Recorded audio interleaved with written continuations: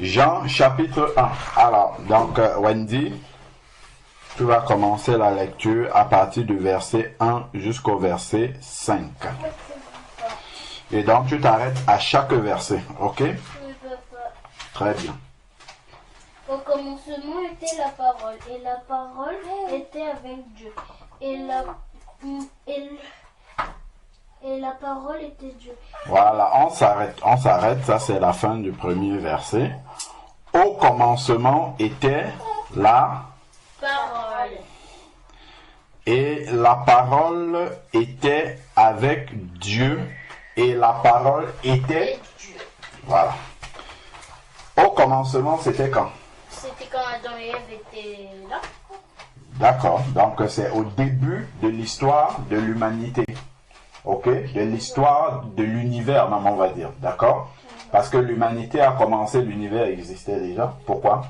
Parce que Oui. l'humanité, c'est les humains et quand Dieu il a d'abord créé le monde avant de créer les humains. Voilà, très bien. Donc au commencement, c'est quand Dieu a commencé à créer la nature. On va dire ça comme ça, ok? Et ensuite, maintenant, il a créé les humains. Et il les a créés à quel jour déjà? les humains, le Sixième jour, très bien. Alors, donc au commencement, donc dès le début, était la parole. La parole était avec Dieu, d'accord?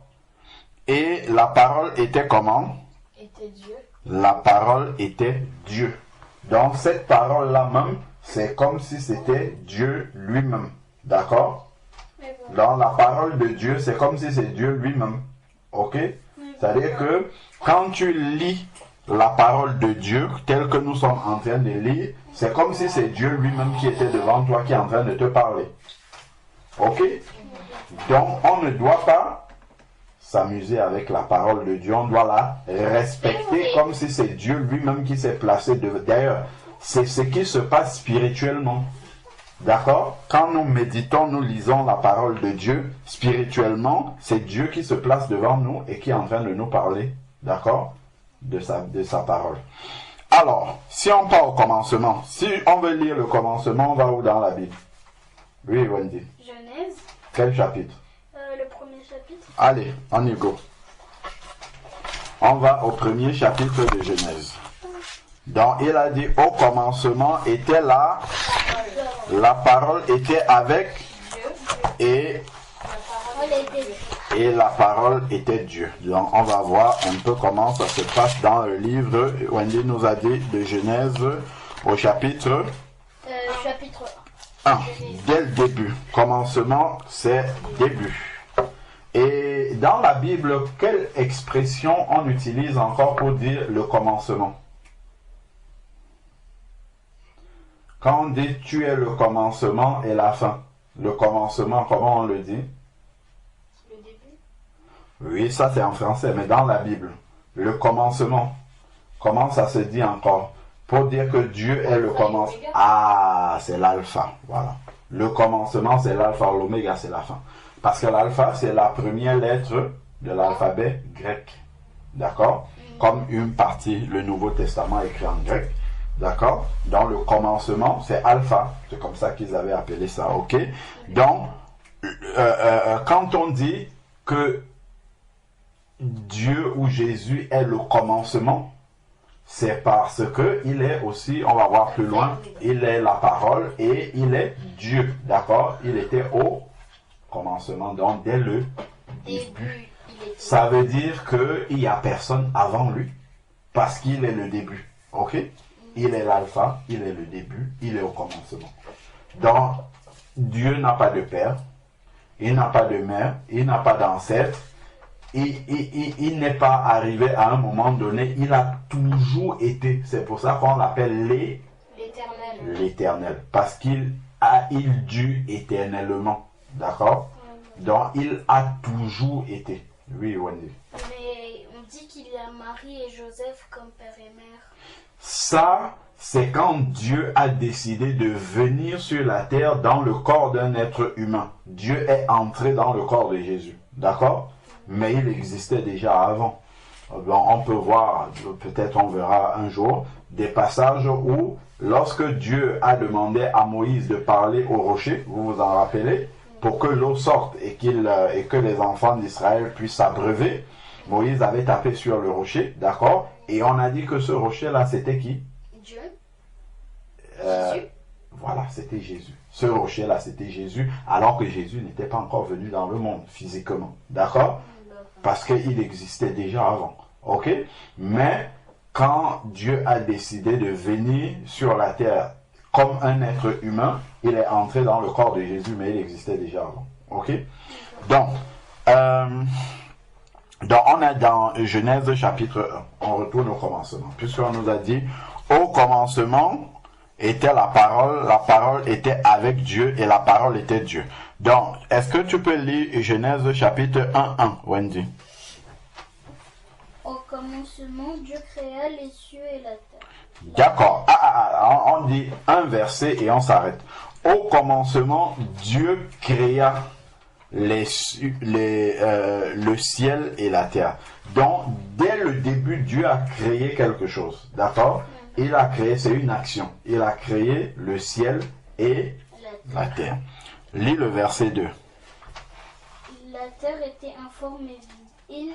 Il y avait des ténèbres à la surface de l'abîme et l'Esprit de Dieu se mouvait au-dessus des eaux. D'accord. Donc ça, c'était ce qui existait avant qu'il ne crée le ciel et la terre. La terre était informe, elle n'avait pas de forme, elle était vide et il y avait des ténèbres à la surface de la terre. Il n'y avait pas de lumière à la surface de l'abîme, pardon. Mais l'Esprit de Dieu planait au-dessus des eaux. D'accord? Attends, un instant. Donc, la question qu'on va se poser, puisque le premier verset nous dit « Au commencement, Dieu créa le ciel et la terre », c'est de se demander de quelle manière est-ce que Dieu a créé le ciel et la terre. Est-ce qu'il a pris des éléments et il a commencé à fabriquer le ciel, il a commencé à fabriquer la terre lui-même? Est-ce que c'est de cette manière-là qu'il a créé la terre et les cieux, ou est-ce que c'est d'une autre façon? Donc, verset 3 maintenant. Genèse 1, verset 3. Dieu dit que la lumière soit et la lumière fut. Voilà. Donc au verset 3, Dieu dit que la lumière soit et la lumière fut. Donc Dieu crée à partir de sa parole. Dieu crée à partir de sa parole. Il ordonne quelque chose de sa bouche et la chose s'accomplit. Voilà. Donc Dieu crée avec sa parole. Souvenez-vous que dans Genèse chapitre 1 au verset 1, il a été dit au commencement était la parole. La parole était avec Dieu. Donc là, on voit que dès le commencement, là, la parole est avec Dieu parce qu'il va créer avec cette parole-là. Ok? Et la parole était Dieu. Donc, en fait, quand Dieu parle, c'est comme si c'est Dieu lui-même qui est en train de s'exécuter. D'accord? Donc, c'est pour ça que lui, quand il dit, la chose existe directement parce que quand il dit, en même temps, il accomplit ce qu'il est en train de dire. Ok?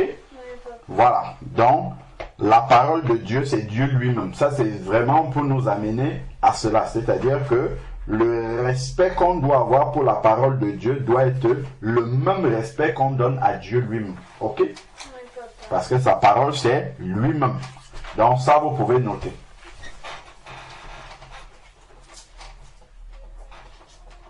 Au commencement était la parole. Bon, on va dire Jean 1, donc, verset 1. La parole était Dieu. 2 points. Verset 1. La parole était Dieu. 2 points. C'est ce qui nous est dit dans Jean chapitre 1, verset 1. C'est ça, hein? La parole était Dieu. Donc, Dieu est sa propre parole.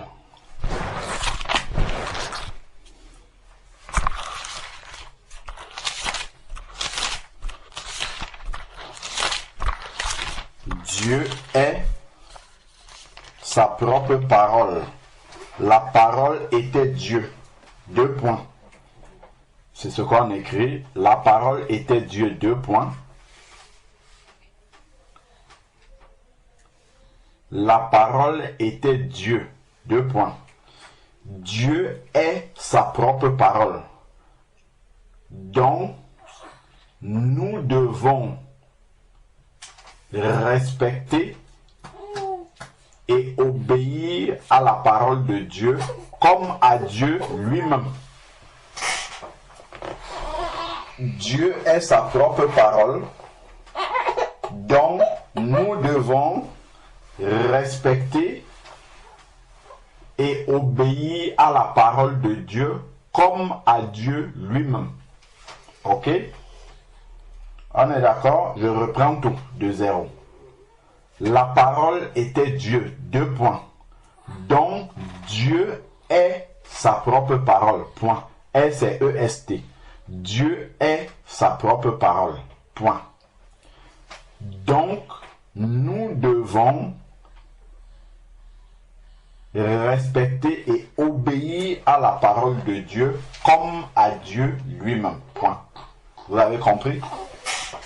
Donc, quand j'ouvre ma Bible pour la lire, il faudrait bien que j'ai à l'esprit que c'est Dieu qui est devant moi qui est en train de me parler.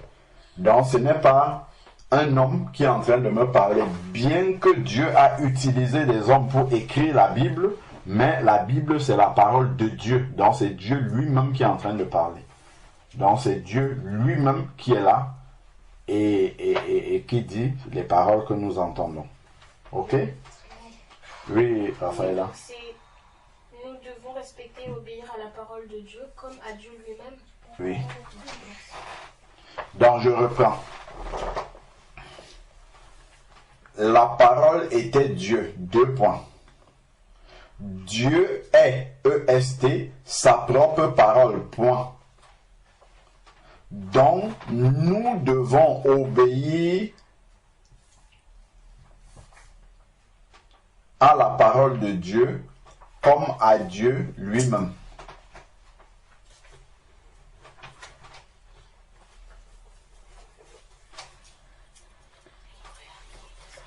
Nous devons obéir à la parole de Dieu comme à Dieu lui-même. Je crois que peut-être j'avais dit avant, nous devons respecter et obéir à la parole de Dieu comme à Dieu lui-même. Je crois que c'est ça. C'est bon? On continue? Non, j'ai pas fini. Donc, on a lu dans Genèse 1 que Dieu a créé les éléments de la nature par sa parole. C'est pour ça qu'on nous dit au commencement était la parole, parce que dès le début de l'histoire de l'univers, Dieu a commencé à créer avec sa parole. Ok? Donc la parole de Dieu est c'est Dieu lui-même. Alors on s'assoit et puis on continue. C'est bon comme ça ce que j'ai fait. Nous devons respecter et obéir à la parole de Dieu comme à Dieu lui-même. 8 points. Alors, donc, Wendy, tu continues. On revient dans Jean, chapitre 1, et tu nous lis le 2e verset.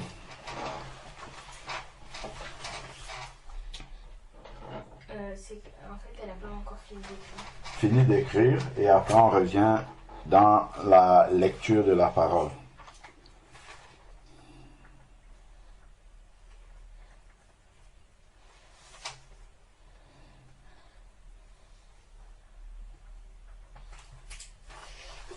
C'est bon? Oui, papa. Ok, tu nous lis le 2e verset, s'il te plaît.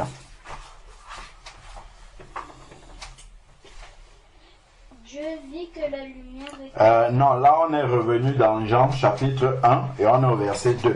On était parti dans le livre de Genèse simplement parce que Jean chapitre 1 nous a dit qu'au commencement était la parole. Donc on était parti voir si dès le commencement, la parole a commencé à sortir de Dieu. Ok? Et on a vu que Dieu a tout créé, enfin que Dieu a créé déjà les cieux et la terre par sa parole. Ok? Donc on revient dans Jean chapitre 1 Et on poursuit au verset 2 parce que c'est là que nous étions en train de méditer la parole de Dieu. Très bien. Elle était au commencement avec Dieu. Alors, elle était au commencement avec Dieu, ça on l'a vu dans le livre de Genèse, d'accord? Parce que la parole de Dieu était là dès le début. Après.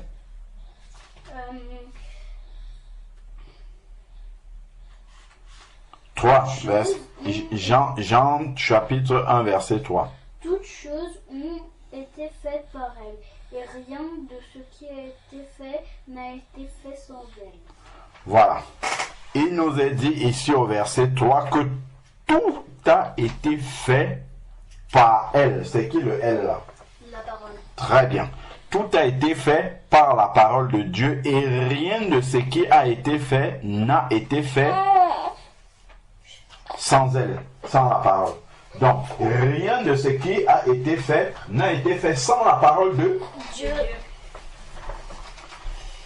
Et tout ce que Dieu a créé était parfait. D'accord?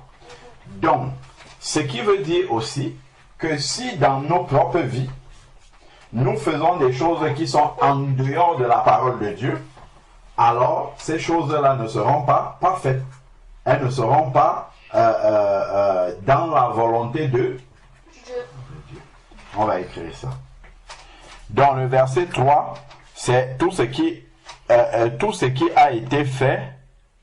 Non, tout ce qui a été fait, tout a été fait par elle, autant pour moi, et rien de ce qui a été fait n'a été fait sans elle. Ok? Donc, on va noter que c'est la parole de Dieu qui a tout créé. Voilà, première chose. V3, c'est la parole de Dieu qui a tout créé. Entre parenthèses, V3. Nous sommes. C'est un nouveau paragraphe, oui. C'est la parole de Dieu, un nouveau paragraphe, tu sautes une ligne. C'est la parole de Dieu qui a tout créé. Oui. Je n'arrive pas à écrire avec ces carreaux. Ben, t'aurais dû me demander un cahier comme ça. J'en ai encore. Tu sautes une ligne, voilà. C'est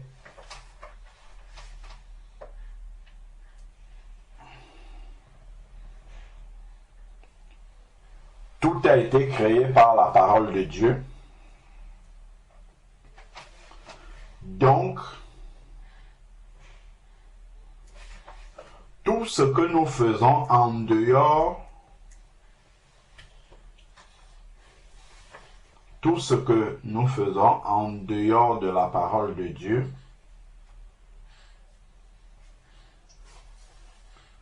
tout ce que nous faisons en dehors de la parole de Dieu ne sera pas parfait.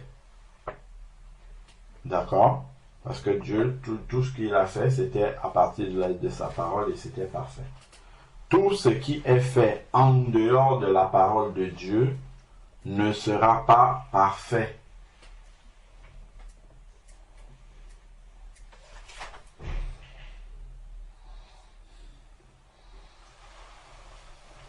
Tout ce qui est fait en dehors de la parole de Dieu ne sera pas parfait. Ok? Donc, vous aviez mis quelque part V3. Oui, moi je vais mettre. Voilà, tout a été créé par la parole de Dieu, entre parenthèses V3. Donc, tout ce que nous faisons en dehors de la parole de Dieu ne sera pas parfait. Donc, Dieu ne sera pas derrière. Ok?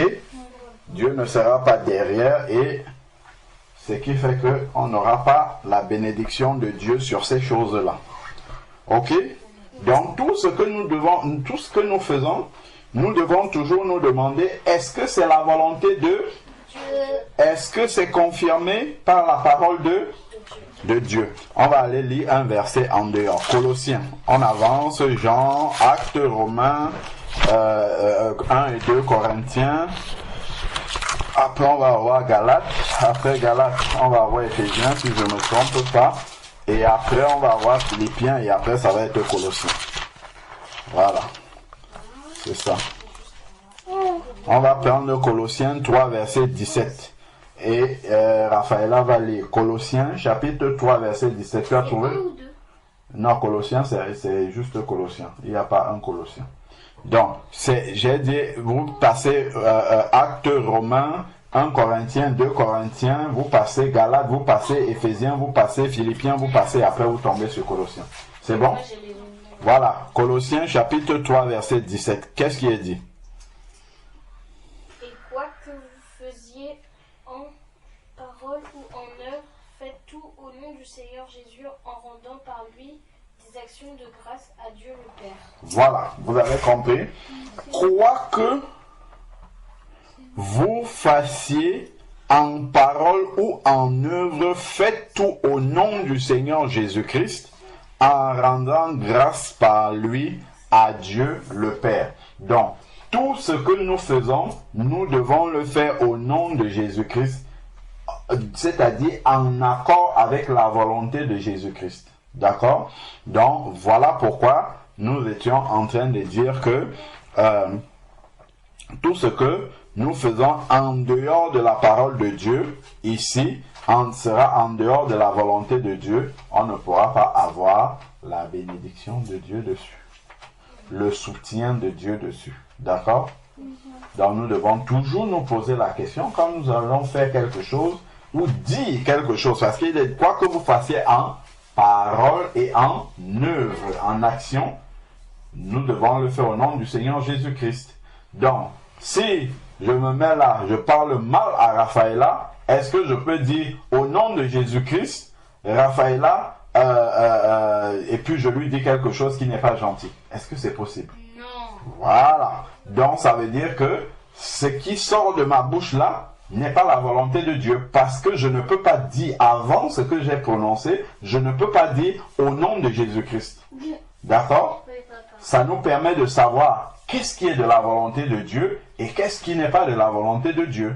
Si par exemple, une camarade te dit, bon, on va aller, regarde, la camarade qui est là-bas, on va aller la pousser pour qu'elle tombe et qu'elle se blesse. D'accord? Est-ce que je peux dire, bon, au nom de Jésus-Christ, on va aller la pousser pour qu'elle tombe et qu'elle se blesse? Est-ce que je peux dire ça? Mais non, tout de suite, je comprendrai que ça ne peut pas être la volonté de Dieu. Ça ne peut pas être fait selon la parole de Dieu, selon la volonté de Dieu. Donc, du coup, je ne le fais. C'est comme ça. Si maintenant, je vais accuser injustement ma sœur Raphaëla auprès de maman, Raphaëla, elle n'a rien fait, je descends pour dire à maman, bon, voilà, Raphaëla est en train de, je ne sais pas moi, elle a fait tomber un verre, ça s'est cassé, alors que ce n'est pas la vérité. Est-ce que je peux arriver devant maman? Je sais bien que c'est pas la vérité. Je dis, au nom de Jésus-Christ, Raphaëla a fait tomber un verre et le verre est cassé. Les débris sont là-bas. Est-ce que je peux dire ça, sachant que c'est un mensonge? Non. Donc, tout ça nous montre simplement ce qui est de Dieu de ce qui ne l'est pas. Si on fait ça dans nos paroles ou dans nos œuvres, telles qu'il est en train de dire, on saura tout de suite ce qui est de Dieu et ce qui ne l'est pas. Ok? Voilà. Oui, Raphaëla. En fait, on ne peut pas vraiment toujours savoir ce qui est de Dieu et ce qui ne l'est pas, parce qu'une fois, quand on était chez Happiness et Delali, oui. En fait, Happiness, elle devait faire la vaisselle et elle voulait pas. Et après, Delali, elle a dit, au nom de Jésus, tu vas faire la vaisselle. Oui. Et après, Happiness, elle a dit, mais arrête de dire au nom de Jésus partout. Mais ça permet justement de savoir si est-ce que Happiness pouvait dire au nom de Jésus je ne fais pas la vaisselle. Non. Non. Pourquoi? Parce que Jésus nous demande d'être serviable. Donc toi-même quand tu vas mettre au nom de Jésus devant et que tu vas prononcer quelque chose qui n'est pas de Jésus, toi-même tu verras qu'il y a un problème. Donc elle ne peut pas dire au nom de Jésus je ne fais pas cette vaisselle-là sans qu'il y ait un problème. Si par exemple elle est malade, si par exemple ses mains ne se portent pas bien, oui, elle peut dire au nom de Jésus, je ne fais pas. Pourquoi? Parce qu'on voit bien que ses mains ne peuvent pas le faire, donc elle n'aura pas de problème à le dire. Mais si elle est là, elle est en santé, elle est en plus la petite sœur, et qu'elle dit au nom de Jésus, je ne fais pas, en fait, elle est en train de désobéir.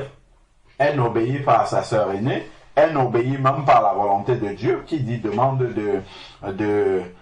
d'aider ses parents, d'accord, hein, quand on dit honorer les parents, faire la vaisselle à la maison, par exemple, pour les enfants, c'est une manière d'honorer les parents. Pourquoi? Parce que on rend service aux parents, donc on les aide dans les tâches quotidiennes, et c'est une manière d'honorer les parents. Nous-mêmes, lorsque nous servons Dieu, d'accord, nous honorons Dieu en le servant, d'accord. De la même manière aussi, lorsque nous servons les parents, nous les aidons, nous sommes en train de les servir et nous sommes ainsi en train d'honorer nos parents, d'accord. C'est ce qu'on a vu la dernière fois. Voilà, c'est ce que vous avez vu la dernière fois. Vous avez vu, j'étais un pas là et puis vous avez parlé là-dessus. Ok, c'est bon. Donc on revient dans Jean chapitre 1. Vous pouvez noter Colossiens 3, 17, ça c'est très important. Colossiens chapitre 3, 17. Nous devons tout faire au nom de Jésus-Christ. Et vous avez vu comment on peut appliquer ça. Donc après le paragraphe qu'on a écrit, on peut mettre entre parenthèses V3 et après on met entre parenthèses Colossiens. Sans parenthèse, Colossiens 3, 17. Comment on écrit Colossiens? Colossiens, c'est écrit dans ta Bible. Là, tu étais dans le livre de Colossiens. Tu lis simplement ce qui est écrit dans ta Bible. Comment c'est écrit, Colossiens? Donc, Colossiens 3, verset 17. Nous devons tout faire au nom de Jésus-Christ.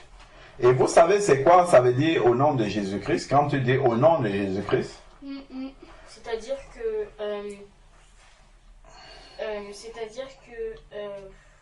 comment on peut dire ça? Au nom de Jésus-Christ, dans certains cas, peut aussi vouloir dire, par exemple, un policier. Si un policier surprend un voleur ou un assassin, quand il vient l'arrêter, qu'est-ce qu'il lui dit? Vous avez déjà dû voir ça dans les films. Qu'est-ce qu'il lui dit? Je t'arrête au nom de la loi. Ah, très bien. Il dit au nom de la loi, je t'arrête. D'accord? Parce que, imaginons-nous que le policier s'appelle par exemple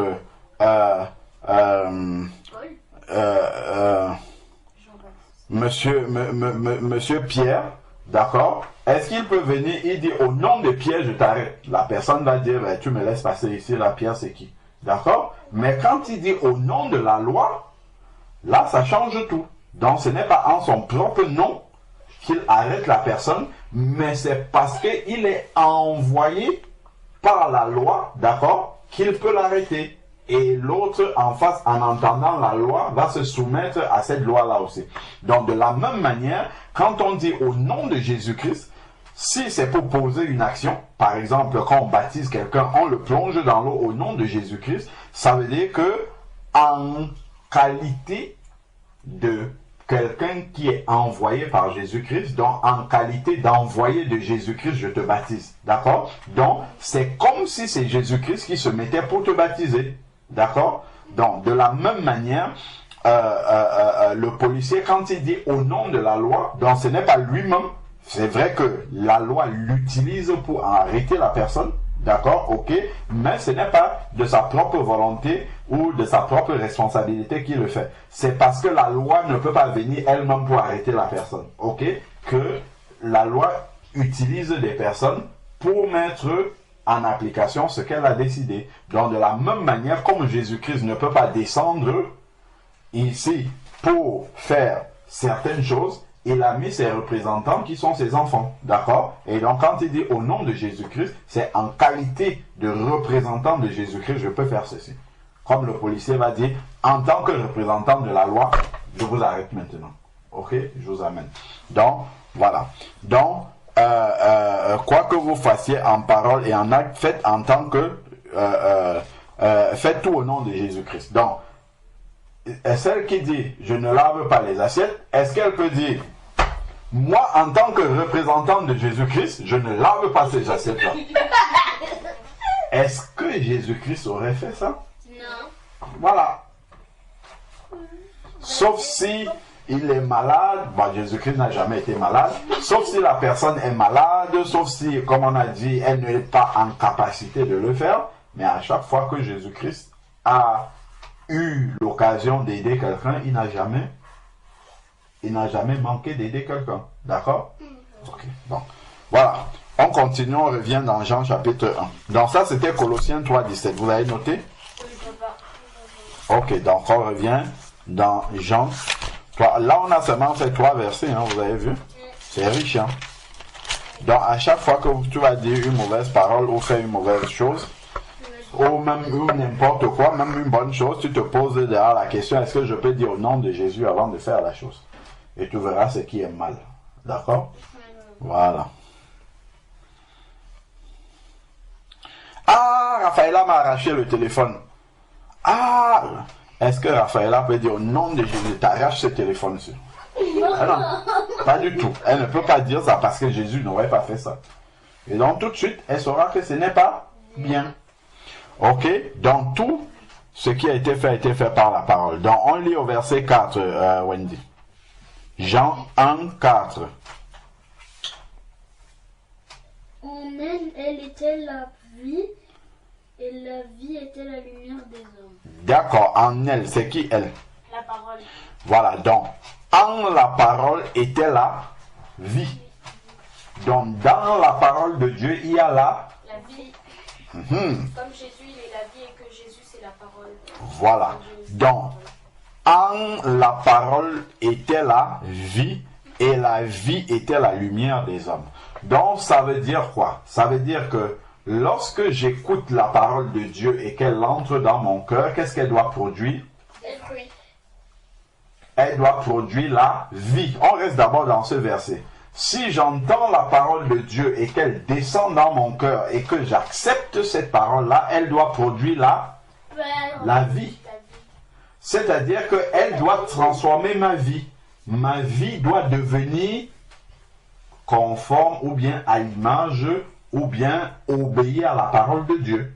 Donc si je faisais mal avant, lorsque j'entends la parole de Dieu, je commence à faire bien, comme la parole de Dieu me demande. D'accord? Donc, si j'entends la parole de Dieu et que je continue à faire mes propres désirs, mes propres comportements mauvais, je continue à faire ce qui n'est pas bien, ça veut dire que la parole de Dieu là n'est pas tombée dans mon Cœur. ou bien c'est tombé dans un cœur où il y a beaucoup de pierres, de ronces, d'épines, et ça ne produit pas la vie. Parce que si tu prends une graine, par exemple, d'accord? Tu prends une graine, tu jettes sur une terre, et que cette terre-là, elle est desséchée, ou bien s'il y a des mauvaises herbes qui sont agressives dessus, est-ce que la graine que tu as lancée dans la terre, est-ce qu'elle va produire? Non. Il faut qu'elle tombe sur une bonne terre, une terre qui est bien labourée, une terre qui est arrosée par la pluie, et là, ça va pousser. D'accord? Ça va donner justement des semences, des plantes. Ok? Donc, quand le verset 4, on dit, en elle, en la parole était la vie. Donc, la parole de Dieu vient pour donner la vie. C'est-à-dire, elle vient pour transformer les personnes. Elle vient pour transformer la vie des personnes. Donc, celui qui entend la parole de Dieu et qui la reçoit dans une bonne terre, sa vie doit être changée.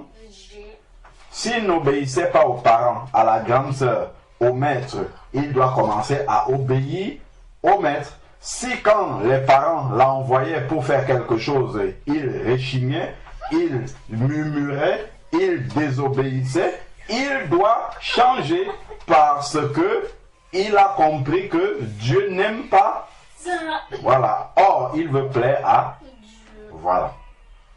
Vous avez compris? Ça transforme. S'il parlait mal, s'il disait des paroles blessantes aux personnes, quand il entend la parole de Dieu, il comprend qu'il ne faut pas mal parler aux gens. D'accord? Parce que ces personnes-là sont aussi des créatures de Dieu. Voilà. Donc, ça doit changer sa vie. Pourquoi? Parce qu'à chaque fois, il va toujours se demander, est-ce que je peux dire au nom de Jésus avant de faire ce que je vais faire? À partir du moment où il se pose cette question-là, sa vie va directement changer. Parce que si tu ne te poses pas cette question, ben, tu fais comme ça vient dans ta tête. D'accord? Mais quand tu te poses cette question-là, tout de suite, tu sais ce qui est bien de faire, ce qui n'est pas bien, et tu fais ce qui est bien. Tu choisis de faire ce qui est bien. On est d'accord? Allez, donc, on note chapitre, verset 4. Donc, il y a la vie dans la parole de Dieu. Entre parenthèses, V4. Il y a la vie dans la parole de Dieu. Cette vie-là, c'est la vie de Dieu. Ok? Il y a la vie dans la parole de Dieu. Entre parenthèses, V4, 2 points.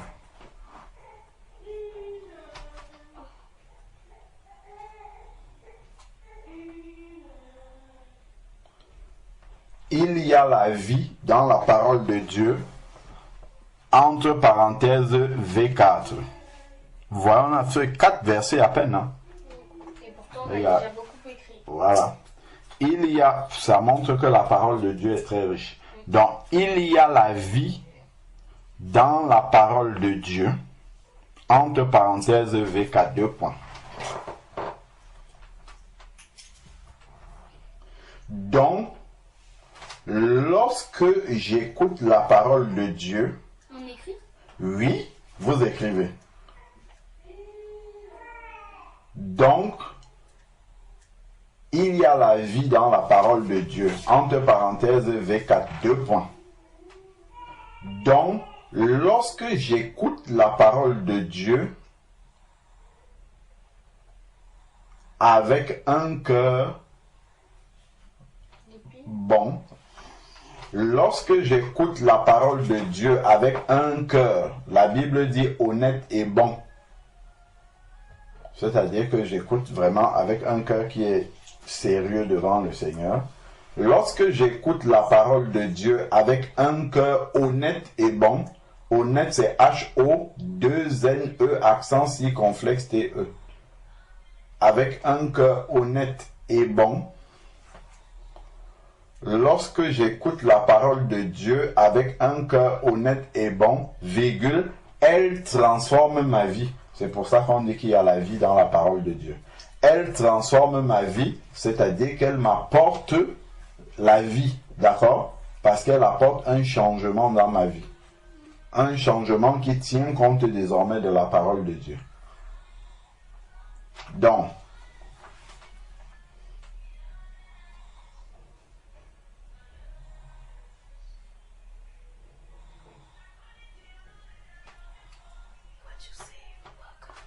c'est bon? Donc, je reprends. Il y a la vie dans la parole de Dieu, entre parenthèses V4. Donc, 2 points. Donc, lorsque j'écoute la parole de Dieu et la reçois dans un cœur honnête et bon, virgule, elle transforme ma vie. Point. Et on a vu tous les exemples. Enfin, on a vu beaucoup d'exemples. Si je n'obéis pas aux parents, si je n'obéis pas au maître, si je n'obéis pas aux adultes, si je n'en fais qu'à ma tête, si je parle mal à des personnes, ça veut dire que je ne me suis pas posé des questions. Est-ce que je peux dire au nom de Jésus avant de faire ça? D'accord? Mais en fait... Oui. En fait, moi, quand je fais quelque chose, que ce soit bon ou mal, moi, je dis jamais au nom de Jésus. Il faut le dire. Parce qu'en le disant, pas forcément tu vas dire avec la bouche au nom de Jésus. Non, dans ton cœur, tu vas dire au nom de Jésus dans ton cœur et ça te permettra de savoir si c'est bon ou si c'est mauvais. Ou au moins, si tu ne dis pas au nom de Jésus, dans ton cœur, tu te poses la question, est-ce que je peux dire au nom de Jésus avant de faire ce que j'ai fait là? Ça me permettra de savoir, ça te permettra de savoir ce qui est bon de ce qui est mauvais, en parole et en œuvre, on a dit. Ok? Oui. En fait, je me souviens que quand on était avec Delali pour son anniversaire, Oui. Quand on avait acheté le KFC, elle avait dit est-ce qu'on va manger aux arcades ou bien est-ce qu'on va manger chez elle. Et après, on avait dit aux arcades, et après on est allé aux arcades, mais en fait, quand on avait acheté, la dame là, elle avait oublié de mettre les verres. Donc, et elle a dit qu'en fait, à un moment, l'Esprit de Dieu lui avait dit pourtant de retourner à la maison. Et elle n'avait pas obéi. Ok, donc, je reprends une dernière fois.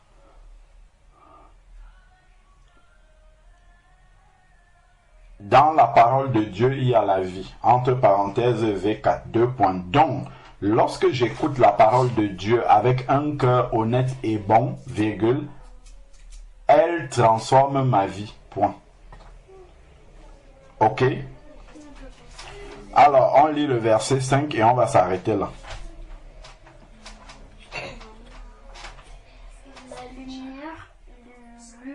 La lumière, lui, dans les ténèbres, la lumière, lui, dans les ténèbres, et le ténèbre ne l'ont point reçu. Ok.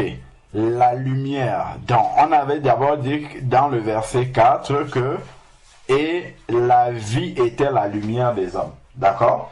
Donc, quand tu viens dans une pièce qui est sombre, d'accord? Si tu marches dans la pièce là, s'il y a une table par exemple, tu ne la vois pas, tu peux te cogner dessus. Oui. Tu peux cogner ton pied s'il y a des objets, des obstacles dans la pièce, ok?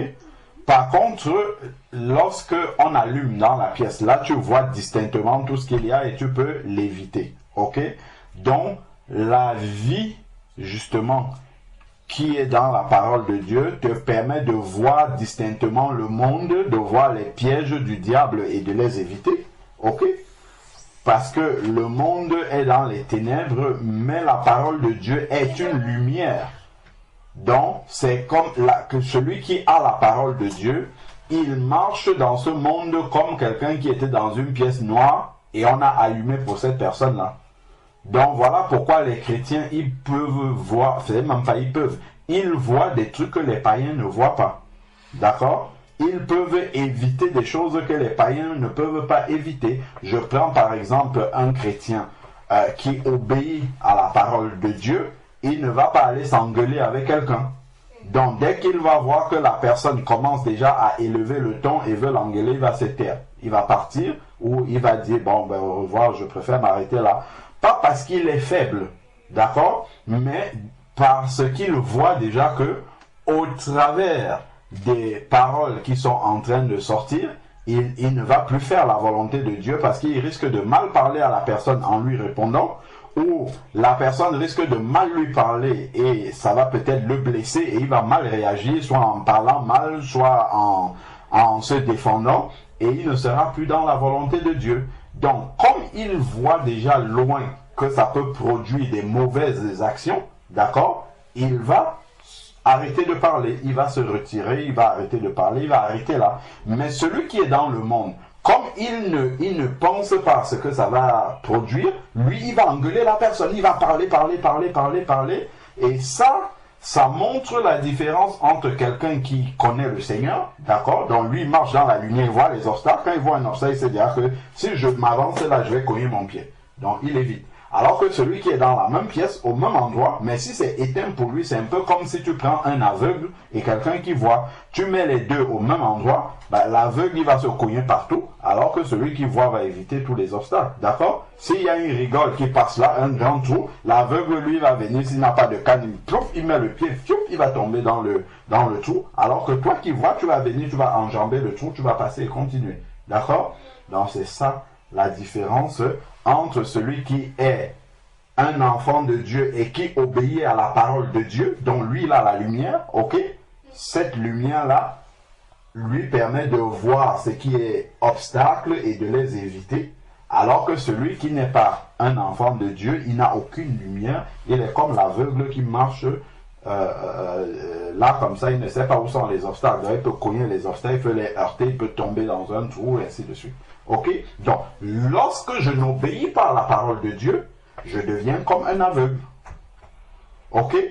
Parce que je me prive. Je refuse la lumière que Dieu m'a donnée, qui est sa parole. Voilà pourquoi si je désobéis, ben, je peux avoir des conséquences. Je désobéis à mes parents, je peux recevoir une belle bastonnade. Je désobéis à mon maître, je peux avoir une mauvaise note de comportement ou on peut même m'exclure de l'établissement si ça va loin. D'accord? Si je fais quelque chose de mauvais, je peux avoir des conséquences, des problèmes, des conséquences vraiment qui vont être difficiles pour moi. Alors que celui qui obéit à Dieu, la lumière en obéissant à la parole de Dieu, qui est une lumière, ça lui permet de voir directement que, si le maître a dit de faire ça, et que moi je ne le fais pas, mais ça risque de m'attirer des problèmes. Donc, je vais obéir. Déjà pour ça. Ok? Parce qu'il a la lumière de Dieu. Mais celui qui agit comme n'ayant pas la lumière de Dieu, ben, il va s'attirer des problèmes. Ok? Vous avez quelque chose à dire là-dessus? Non. Moi, juste que je sais que mes copines qui étaient en primaire à Cabrinier m'ont dit qu'il y avait... Que, par exemple, ma copine Lucie qui était là, elle a dit qu'il y avait un garçon qui vraiment... il faisait vraiment n'importe quoi, il parlait très mal aux maîtresses et tout ça. Et qu'un jour, il avait tapé un élève jusqu'au sang. Oh là là. Et il s'est fait exclure de l'établissement. Voilà. Il s'est fait virer par l'établissement. Oui, il est parti de l'établissement. On l'a renvoyé, c'est ça le vrai mot, pas viré, mais on l'a renvoyé de l'établissement. Il n'est plus dans l'établissement, oui. On a convoqué ses parents et on a dit on ne veut plus de lui, on l'a chassé de l'établissement. Tu vois, et ça c'est très très mal. Pourquoi? Parce que quand tu vas arriver pour t'inscrire dans un nouvel établissement, on va te dire de quel établissement tu viens. Amène-nous tes relevés de notes et tes bulletins. Et dans les bulletins, ben, tout ce que tu as fait ailleurs là-bas, on va l'écrire. Et eux, ils vont dire, ah, ben, nous, on ne veut pas des personnes qui ont été renvoyées d'ailleurs ici. Parce qu'on ne sait pas si tu vas venir nous mettre le désordre aussi ici. Donc ils sont encore... Voilà, ben, tu peux te retrouver justement comme ça, à ne pas avoir un établissement qui t'accepte. Ok? Oui.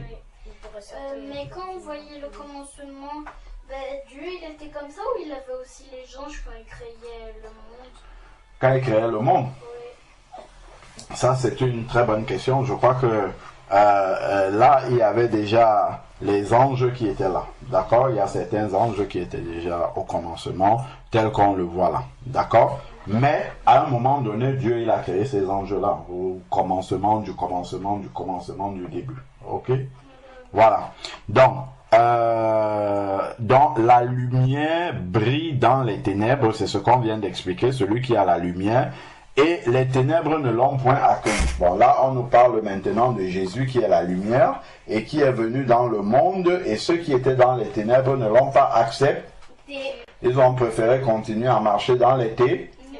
Et donc, ils se cognent les pieds, ils se cognent la tête, ils se cognent... Ben, on le voit aujourd'hui.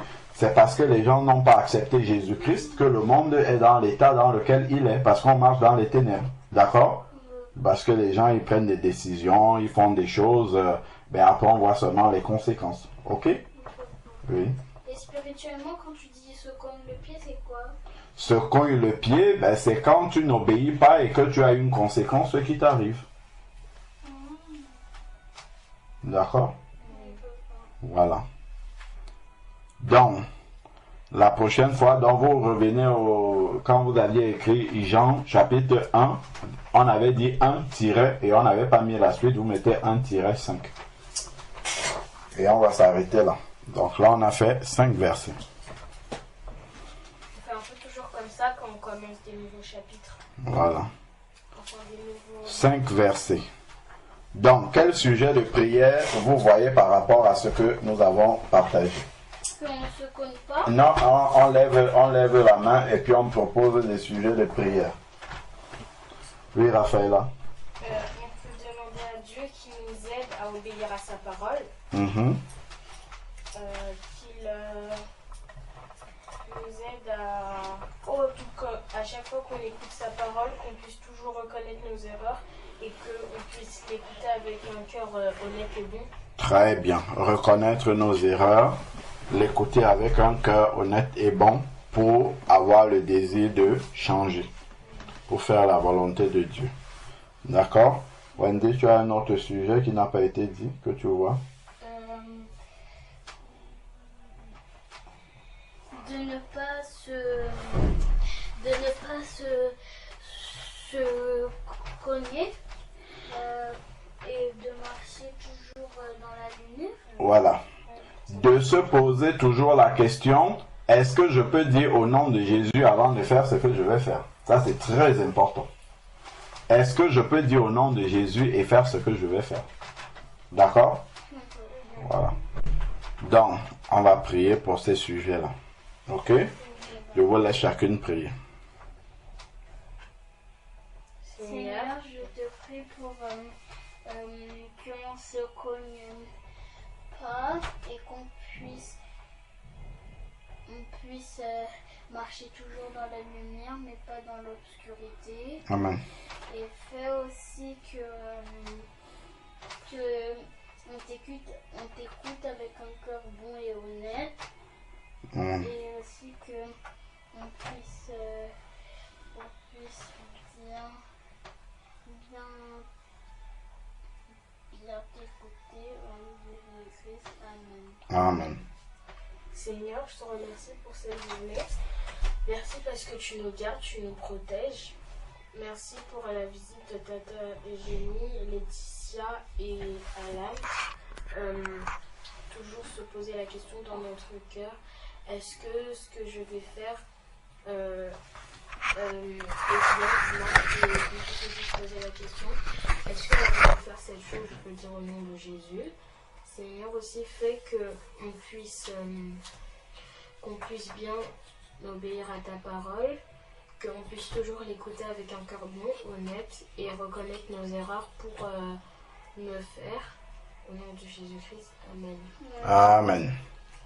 Seigneur Dieu Tout-Puissant, merci encore pour ces enseignements que tu nous donnes. Donne-nous de craindre ta parole comme toi-même. Et Seigneur Dieu, donne-nous d'avoir un cœur toujours prêt à reconnaître nos erreurs lorsque nous entendons ta parole avec le désir de changer pour faire ta volonté. Car nous voyons qu'en faisant ta volonté, cela apporte de la lumière dans nos vies. Et avec la lumière, nous savons que nous vivons beaucoup mieux que celui qui est dans les ténèbres. Au nom de Jésus-Christ. Amen.